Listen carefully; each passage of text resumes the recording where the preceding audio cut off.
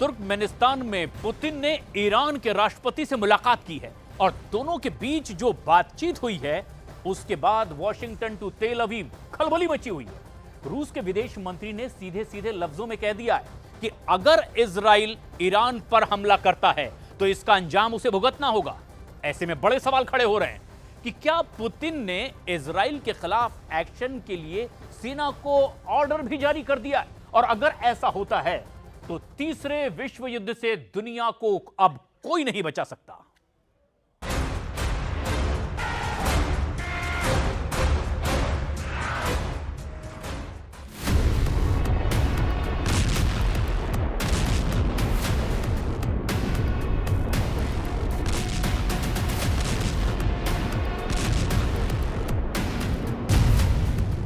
मिल गया रूस और ईरान, इजराइल अमेरिका को मिलेगा करारा जवाब। पुतिन का नेतन्याहू को क्लियर कट मैसेज, ईरान पर किया वार तो होगा परमाणु पलटवार। यह तस्वीर बहुत खास है क्योंकि यह मुलाकात बहुत खास है। इसकी टाइमिंग जो बता रही है वो मिडिल ईस्ट में युद्ध के रौद्र रूप धारण करने की गारंटी जैसी दिख रही है।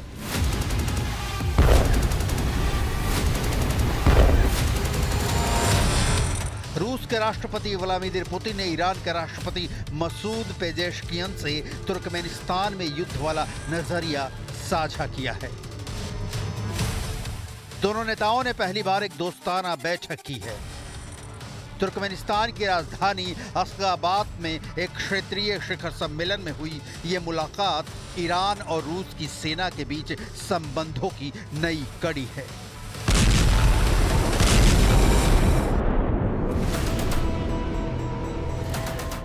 लिहाजा पूरी दुनिया अब इस सवाल का जवाब जानना चाहती है कि जब मिले पुतिन पेजेश्कियन तो क्या हुई दोनों के बीच बात।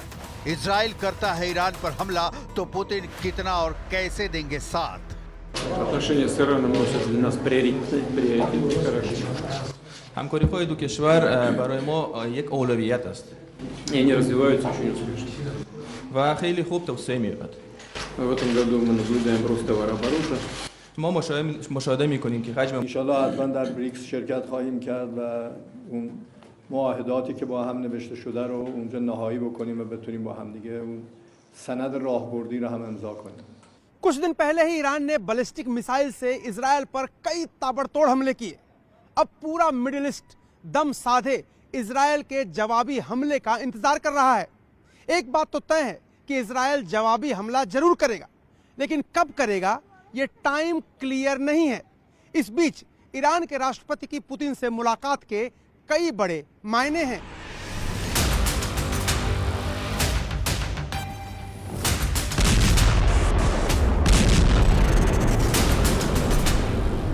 रूस इस वक्त यूक्रेन के साथ युद्ध में फंसा हुआ है और ईरान पर इजराइल के हमले की तलवार लटक रही है, जिसमें उसका साथ अमेरिका दे रहा है। अमेरिका और इजराइल की संयुक्त शक्ति से लड़ने के लिए ईरान को रूस का साथ मिलता है तो उसकी बल्ले बल्ले हो जाएगी, और रूस का साथ तो यूक्रेनी युद्ध छिड़ने के साथ ही ईरान ने देना शुरू कर दिया था।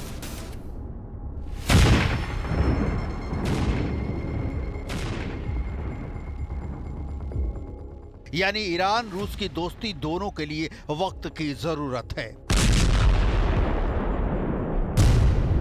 ईरान ने रूस को शहीद 136 ड्रोन, इसे चलाने की ट्रेनिंग, कम दूरी की बैलिस्टिक मिसाइलें मुहैया कराई हैं।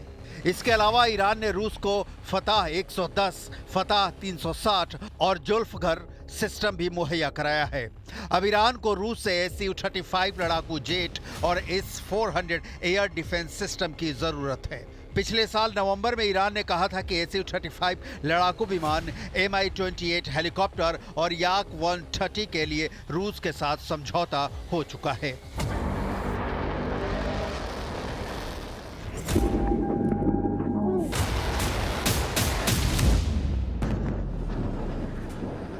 ईरान अपने परमाणु कार्यक्रम के चलते अंतर्राष्ट्रीय प्रतिबंधों का दौर झेल रहा है।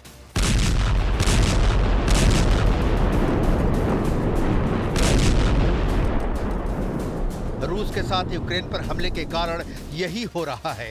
लिहाजा दोनों देश मिलकर अमेरिका के खिलाफ खड़े होते हैं तो इसमें कोई ताज्जुब की बात नहीं होगी।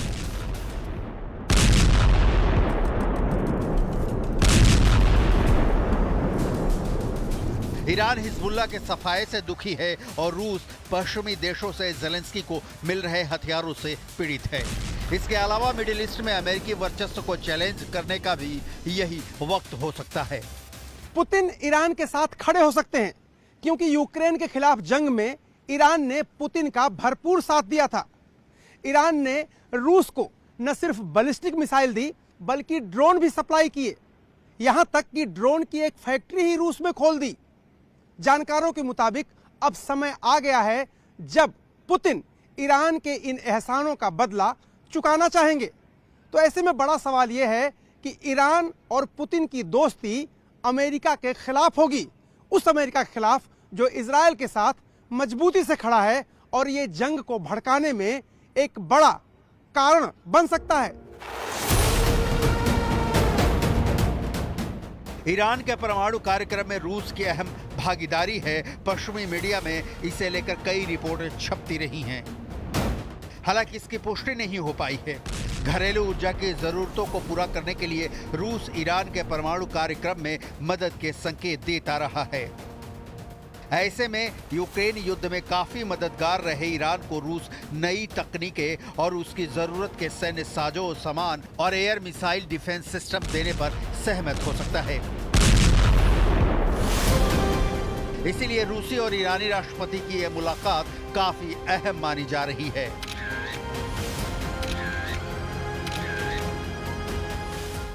दूसरी ओर पुतिन के मिडिल ईस्ट में इजराइल के खिलाफ ईरान के साथ एंट्री होती है तो तनाव और संघर्ष का नया दौर शुरू हो सकता है।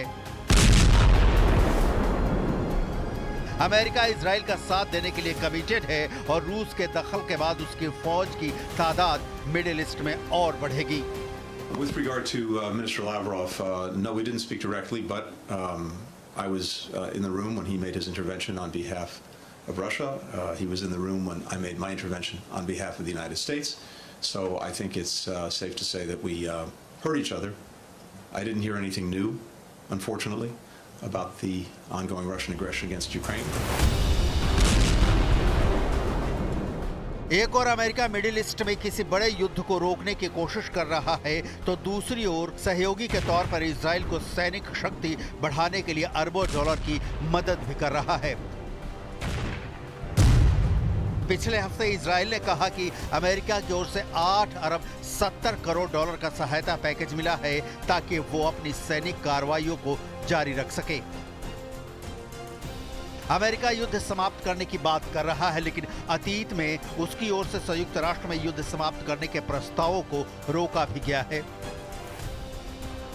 दूसरी ओर रूस और चीन जैसी दूसरी बड़ी शक्तियां बयानों की हद तक तो ऐसे हमलों की निंदा करती हुई नजर आती हैं जिनसे क्षेत्र में तनाव बढ़ने की आशंका हो, लेकिन उनकी ओर से अब तक कोई व्यवहारिक उपाय देखने में नहीं आए हैं।